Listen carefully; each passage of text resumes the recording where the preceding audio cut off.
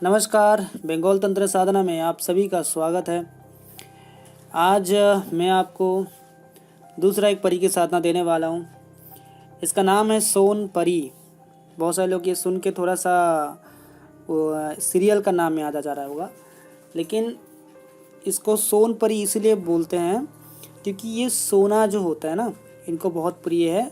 ज़्यादातर इनके बॉडी में कपड़ा से लेकर जितने भी अलंकार है सोने से भरपूर है। ठीक है, कोई भी और धातु का है ही नहीं। और ये रानी परी की तरह एक तरीके से आलीशान टाइप की रहती है। ठीक है, और इनका राजमहल है। रानी तरीका एक तरीके से एरिया का रानी है, बोल सकते हैं आप। इनको सोन परी बोलते हैं या एक तरीके से सोना देने वाली परी भी बोलते हैं। ठीक है, या सोने की परी भी बोलते हैं आप, तो इसको शॉर्ट फॉर्म में सोन परी बोलते हैं। और इनकी साधना थोड़ा सा महंगी साधना है। जैसे कि अगर कोई साधना लोग लेते भी है, ट्रांसफ़र लेते हैं या साधना भी लेते हैं, तो सोने की कुछ सामान में ही इसको बैठाया जा सकता है अगर आप लेते हो। ठीक है, मतलब नॉर्मल अंगूठी, नॉर्मल सिल्वर अंगूठी या फिर उसमें नहीं चलेगा, चांदी में भी नहीं चलेगा। सोने का ही अंगूठी होना चाहिए जिसमें ये शक्ति बैठ सकता है, क्योंकि इसको वो पसंद है। ठीक है, तो ये चीज़ है। या फिर कोई लोग अगर नहीं कर पाते, तो सोने का डस्ट भी हो सकता है, जो 1000-2000 में आ जाता है, थोड़ा सा 500 रुपये में भी आ जाता है। सोने का डस्ट होता है, तो वो आपको देना पड़ेगा। कोशिश करिएगा अगर कोई अंगूठी या कोई माला हो, चेन वगैरह होता है, वो आप दे पाएँ, क्योंकि ये साधना में ये ज़रूरी है। ठीक है, और इसका कुछ फ़ायदा बता देता हूँ क्या क्या ये काम कर सकती है। बेसिकली सोन परी का साधना अगर आप करते हैं तो इससे आपको धन दान में कोई भी कमी नहीं होता है।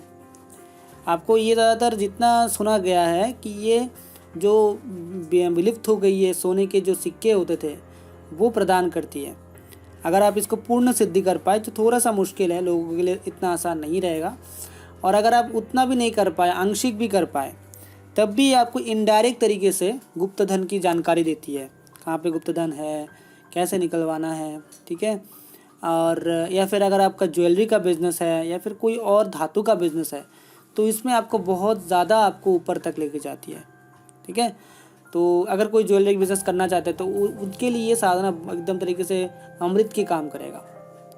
ठीक है, तो ये साधना है और इसके द्वारा आप और भी काम करा सकते हैं, चाहे, क्योंकि शक्तिशाली परी है। और इसको आप कभी पत्नी रूप में सोचिएगा भी मत। इसको आप एक तरीके से सब परी रूप में सिद्ध करिए, रानी रूप में सिद्ध करिए या देवी रूप में सिद्ध करिए, तो सबसे अच्छा आपको फल देगा। ठीक है, और ये साधना में आपको जो है मिनिमम 31 डेज़ की ये साधना रहेगी, क्योंकि थोड़ा सा कठिन है। ठीक है, और पर डे का आपका जाप 21 माला रहेगा। तो ये साधना आपको करना है। साबर मंत्र है ये परी को बुलाने के लिए। और हिसार का मंत्र ऑलरेडी जो मेरे चैनल पे है वही आप लगाना है। इसमें आपको जो है जो भी आप ये कपड़ा पहनेंगे, ठीक है, वो या तो वाइट पहनिए, ठीक है, या फिर जो सोने का कलर होता है, आप येलोइश टाइप का भी ले सकते हैं। हाँ, आप कोशिश करिएगा अगर आपका वाइट हो, नहीं हो तो सोने का कलर कोई भी एक कलर का आप ले सकते हो। थोड़ा मिलता नहीं है अभी, गोल्ड कलर का कपड़ा या गोल्ड कलर का अगर मिल जाता है तो वो लीजिएगा, क्योंकि स्पेशली इनको वो पसंद है। और इसमें जो है आपको जो आसन है वैसा ही कोशिश करिए। और इसमें आपको दिया जलाना पड़ेगा, ये परी में लगेगा दिया। ठीक है, इसमें आपको जो सरसों के तेल का दिया इसमें चाहिए, अगरबत्ती, धूनी, ये सब देना पड़ेगा। हाँ, थोड़ा सा आपको लग रहा होगा कि ये मुस्लिम साधना है तो ऐसा क्यों, लेकिन ये साधना में देना ज़रूरी है, क्योंकि ये परी के, ये रानी के योनि का है, एक तरीके से रानी के लेवल का है, तो उनको स्वागतम के लिए ये करना ज़रूरी है। साथ में इनके गुलाब का फूल का जो है, ठीक है, रेड हो, ये येलो हो, वाइट हो, कोई भी कलर का गुलाब हो, उसका फूल आपको देना पड़ेगा हर रोज़। एक हो, एक दो, या माला दो, वो तो ज़्यादा प्रसन्न होगी अगर आप माला देते हो। अगर नहीं हो तो एक फूल आप दे सकते हो उनको। ठीक है, ये ज़रूरी है।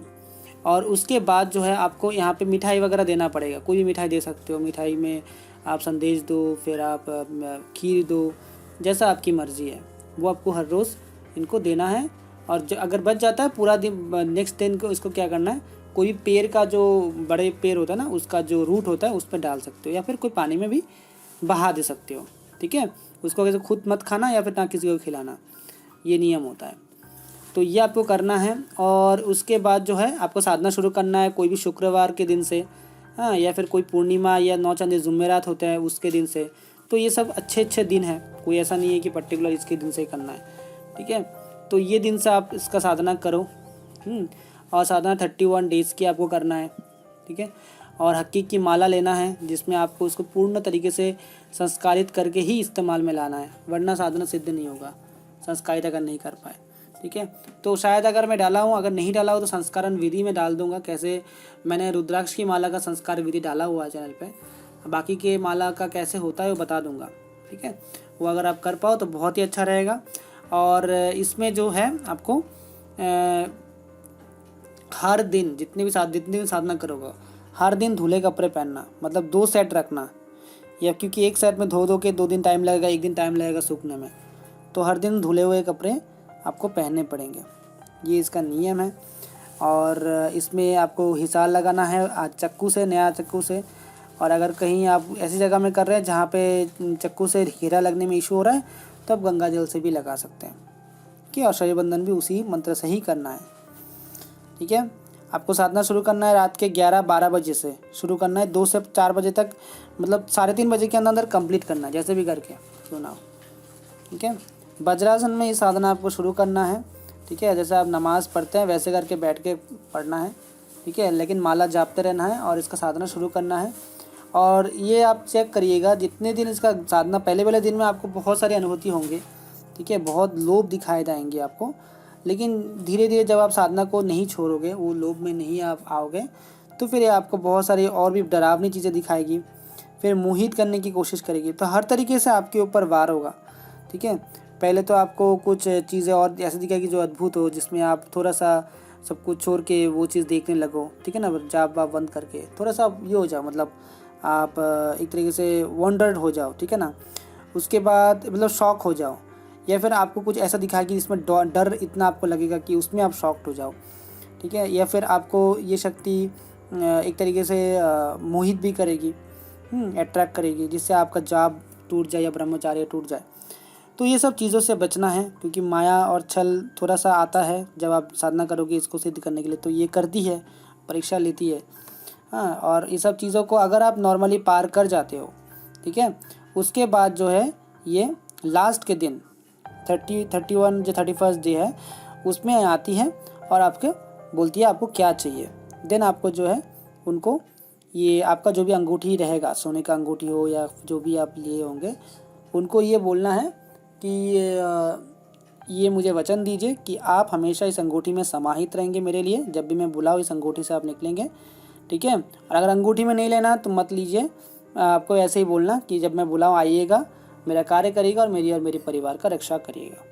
तो ऐसे करके बोलना, देन आप जो है आगे की उसको बुला के काम ले सकते हो। बस एक चीज़ याद रखना, महीने में अगर काम नहीं भी लो, महीने में एक बार उसको जो भी है बुला के उसका एक छोटा सा भोग दे दिया करना, ठीक है। मतलब अगर नहीं बुला रहे हो तो महीने में एक बार ऐसा होना चाहिए, वरना क्या होता है धीरे धीरे वो रुष्ट हो जाती है और फिर जो भी चीज़ उसके द्वारा आपको मिला है वो छीन लेती है, और भी बहुत सारी चीज़ें होती है, ठीक है। तो वो सब चीज़ें अलग वीडियो में बताऊंगा। बाकी जैसे मैं बोला हूँ वैसे ही करिए और उसके बाद जो है साधना को कंप्लीट करिए, ठीक है। बिना गुरु के गाइडेंस के साधना मत करिएगा, वरना इसमें बहुत सारे प्रॉब्लम्स आ सकते हैं। तो आज के लिए इतना ही, अपना ख्याल रखिए। जय माँ काली।